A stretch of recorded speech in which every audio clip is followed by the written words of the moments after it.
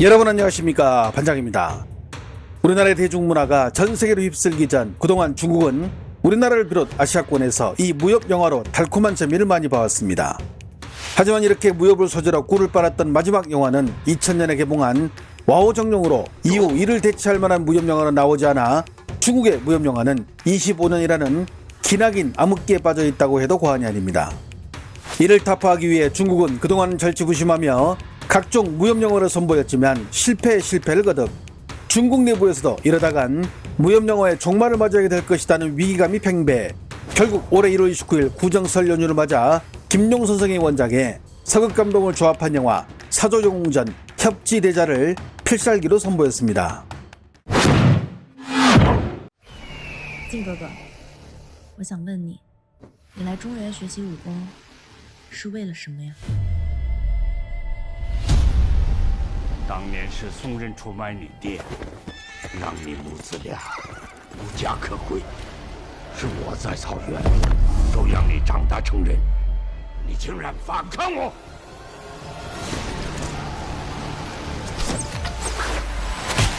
阿汉杜斯曼，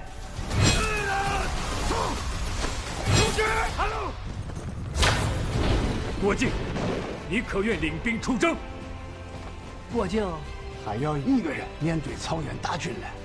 你可知大汗为什么留我在这里？就是为了等这一天。走！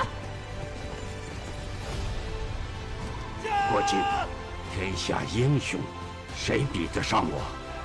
真正的英雄，不是南征北伐，而是永怀怜悯之心。看那儿好了，剑，给我剑！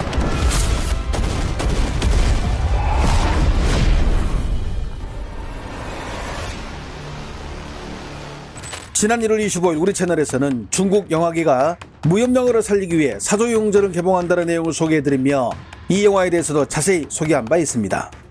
광고 협찬을 전혀 받지 않았는데도 댓글창에 광고 받은 거 아니냐며 욕을 오지게 먹었던 바로 그 영상입니다. 참고로 광고 협찬을 받은 영상은 상단에 유료 광고 포함이라는 문구가 반드시 들어갑니다. 각설하고 중국 매체들 역시 영화 개봉과 동시에 자화자찬과 대대적인 선전 작업에 들어가는데요. 这个小说流行到现在为止，很多读者一定在里面找到他自己。金庸做到了这一点，一个蔚然大观的感觉啊！很多观众心目当中都有属于自己的那个郭靖。很多人问什么叫侠，金庸说路见不平拔刀相助，这是侠。每一次我们讲到侠，我们的定义都有变。有时候我觉得可以在武侠世界里面找到一种很有力量的归属感。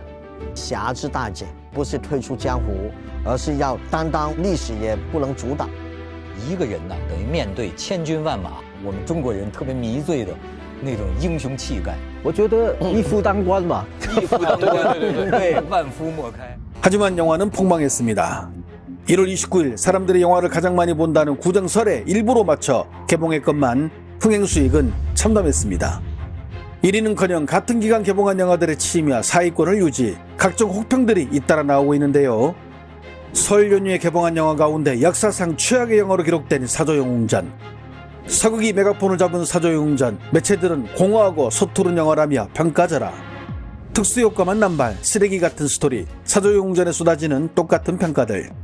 모든 이들의 기대를 한껏 받았던 이 영화가 나락으로 간 이유는 어디에 있을까요?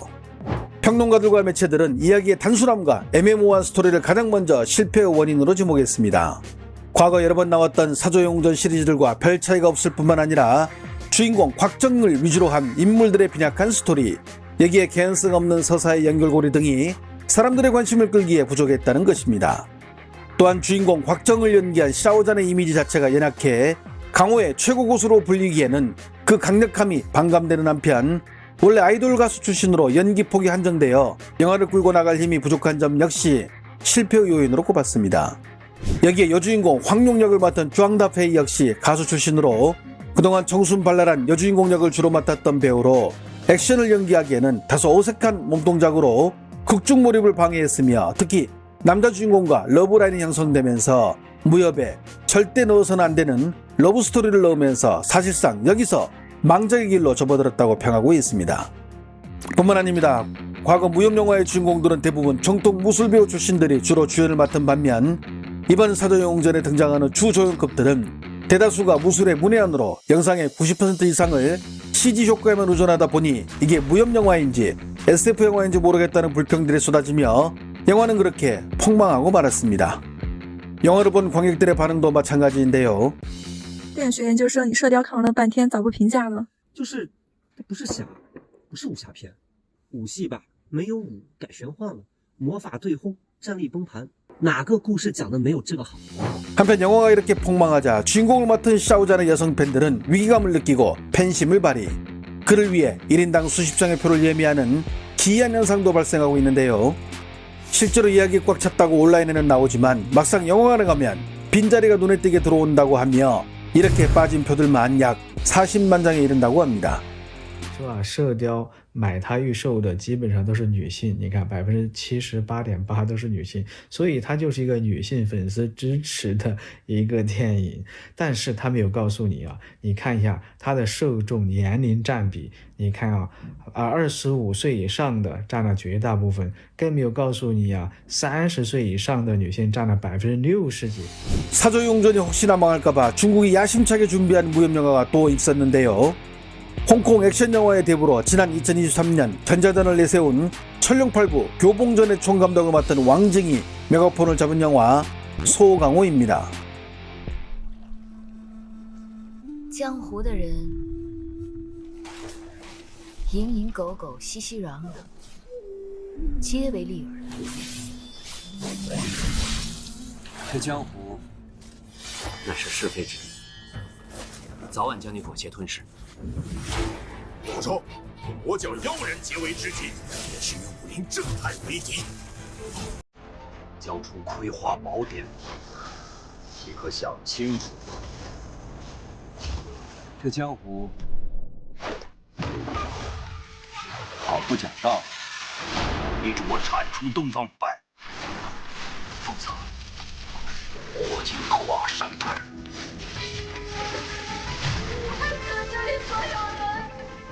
喝过这绝情酒，今日必须有一个了断。你我这一场相逢，何不相欠？动手吧！每个人这一生都有别人无法了解的选择。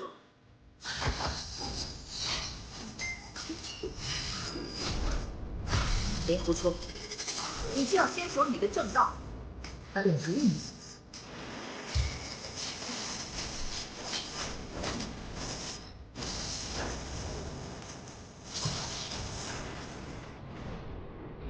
강호를 은퇴한 화산파의 수제자 영호충은 어느 날 우연히 다시 강호의 일에 휘말리게 되고 이로 인해 마교의 교주 동방불패와 만남을 갖게 됩니다. 그리고 이들의 뒤에서 조력자 역할을 하는 화산파의 전대고수 풍청량까지.